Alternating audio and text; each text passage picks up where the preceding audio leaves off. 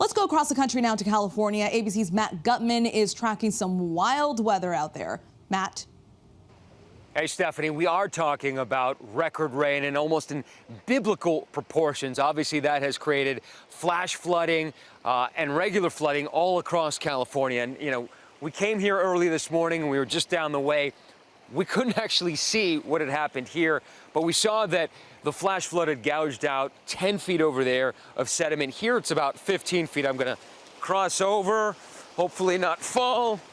And I just want to give you a sense of the scale here. This was basically somebody's backyard. That flash flooding took out this wall, part of the housing. You can see the roof over there cantilevered precariously over still.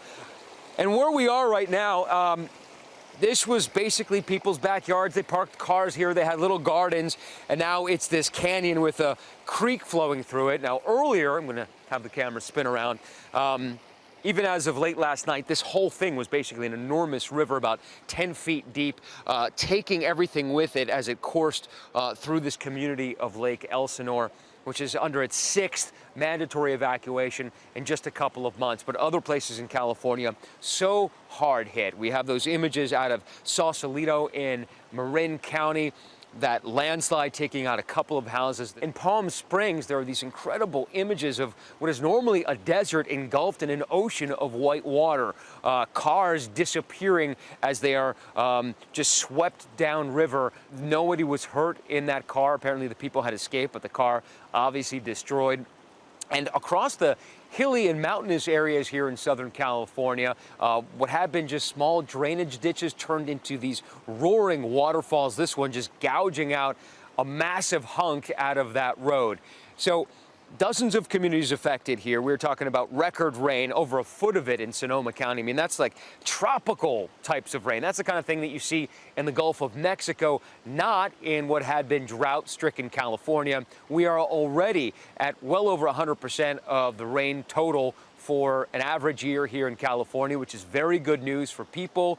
And of course, the drought concerns, not so good for people living in these communities. And they have suffered, especially places like this, like Elsinore, places that have been fire prone have suffered tremendously over the past several months or a year or more. Lake Elsinore had that holy fire in a couple of months ago, and this is its 6th mandatory evacuation, as I mentioned. So people have been forced to leave, first because of fire concerns and then because of rain and flooding.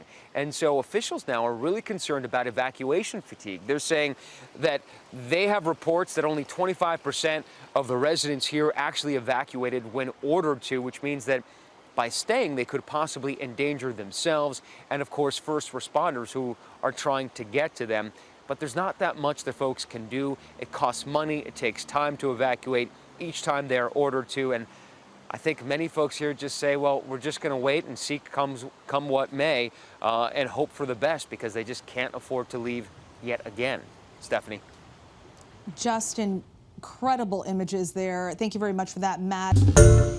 Hi, everyone. George Stephanopoulos here. Thanks for checking out the ABC News YouTube channel. If you'd like to get more videos, show highlights, and watch live event coverage, click on the right over here to subscribe to our channel. And don't forget to download the ABC News app for breaking news alerts. Thanks for watching.